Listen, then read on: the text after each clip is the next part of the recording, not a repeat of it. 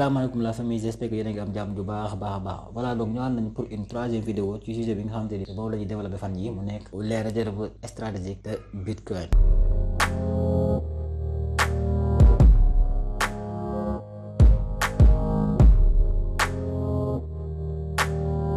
Voilà, donc on va parler de l'ordre exécutif de Donald Trump, le président des États-Unis, pour une réserve stratégique de Bitcoin. Donc tey dañuy wax ci li nga xamante ni mooy Donald Trump mi nga xamante ni dafa joxe ordre exécutif pour ñu garder ay Bitcoin comme une réserve stratégique. Ma leen di fàttali aussi bu nekkee da ngeen di doog a dal ci vidéo bi, n'oubliez pas ngeen abonné, activer notification yi aussi. Bu nekkee lépp lu jëm ci wàllum crypto-monnaie ak entrepreneuriat ak aussi investissement yitteel na la abonneel activer notification yi ndax fii duñ ci waxtaane lenn loo xamante ni jëm ci loolu. Alors le 6 mars 2025 da nga ne loolu yàggut, le 6 mars 2025 bii passé rek le président Donald J. Trump a signé un décret boo xamante ni buy établir une réserve stratégique de Bitcoin et une réserve d'actifs numériques américaine.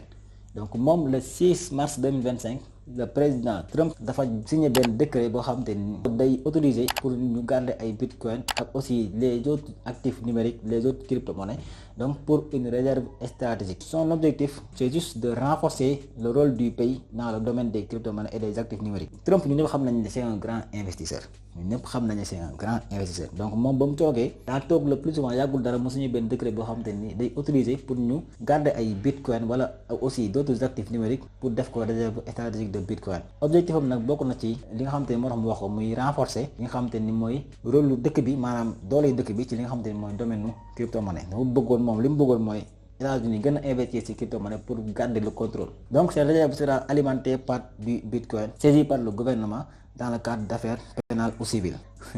Donald Trump li tax mu nangu ñu def loolu dafa bëgg képp ku ñu jàpp donc ci affaire de tyran ak yooyu noonu ñun buñ nangoo say crypto-monnaie gouvernement bi da koy nangu ba pare garder ko. Réserve stratégique de Bitcoin boobu li koy alimenté mooy nekkul loo xam te ni dañ ko jënd seen xaalis, mais li koy alimenté mooy Bitcoin moo koy alimenté par le cadre d'affaires pénales. Maanaam buñ jàppee kenn ci affaire de njuuj njaaj ak yooyu noonu fekk la nga yoroon ay crypto-monnaie sàcc ay crypto-monnaie jàmbur yooyu noonu ba jàpp la dañ lay forcer nga jox leen crypto-monnaie yooyu ñoom ñu nangu ko garder ko, donc mu nekk ñoom seen réserve stratégique de Bitcoin. Bu ñu récupérer Bitcoin yooyu yëpp ñoom dañ koy garder te amuñu benn intention pour jaay. Li ñuy def nii dañoo bëgg récupérer le maximum de Bitcoin pour garder le contrôle. te loolu aussi xam nañ ñu ñëpp mën na yéegal marché bi. Voilà moom it aussi li ñu naan les altcoins mooy tous les autres crypto-monnaies mais sauf li nga xamante ni mooy le Bitcoin aussi ñoom dañ koy garder ci li nga xamante ni mooy seen réserve de valeur boobu par li nga xamante ni mooy la confiscation mooy li ma expliqué sànq. Donald Trump ñu xam nañ ne carrément li mu bëgg ci àdduna bi mooy amee États-Unis di jiite di nekk le top 1 ci bépp domaine. Comme que xam nañ le Bitcoin mu ngi commencé am engouement ñu bare bare ñu ngi ciy dugg te dëkkam ñu bare bare ñu yor nañ ay crypto-monnaie ñu ngi koy utiliser te mu ngi fi commencé am doole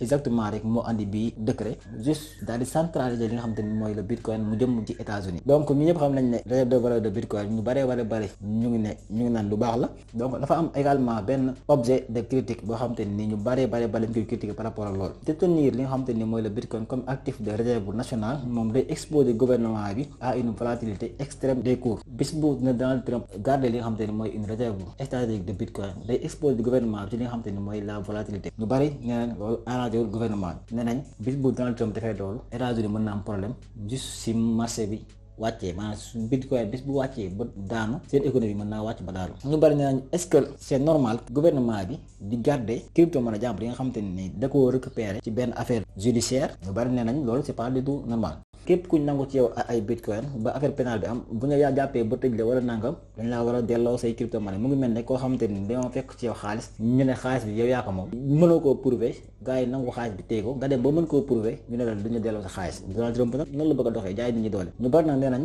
xaalis boobu moom mën récupérer muy crypto-monnaie yooyu mu récupérer dafa war a delloo seen borom. boobu ñu jaay ko ci li nga xamante ni mooy les voies légales pour def ko li nga xamante ni mooy des monnaies fiat te ñoom bëgguñoo exposer dëkk bi ci ay volatilité. Donc ñu bari ci américains yi dañ naan bis bu ñu jëlee les crypto-monnaies wala le Bitcoin def ko ci li nga xamante ni mooy les réserves de valeur ñu bari nañ perte confiance par rapport ak le dollar bi nga xamante ni moom mooy xaalisu Amérique. Moo tax ñu bari ànduñu ci lii ñi nga xamante ni mooy li Trump wax. Merci d'avoir regardé la vidéo jusqu'à la fin te aussi boo leen nekkee ay ñu bees kenn ci wàllum crypto-monnaie ak technologie blockchain bu nekkee abonné ko leen n'oubliez pas ngeen abonné activer notification yi ndax loolu moo ñu may courage ñu gën a mën a tourner ay vidéo mën a partager yi nga xamante ni mooy expérience yi nga xamante ni jot nañ ko xam tuuti ci wàllum crypto-monnaie.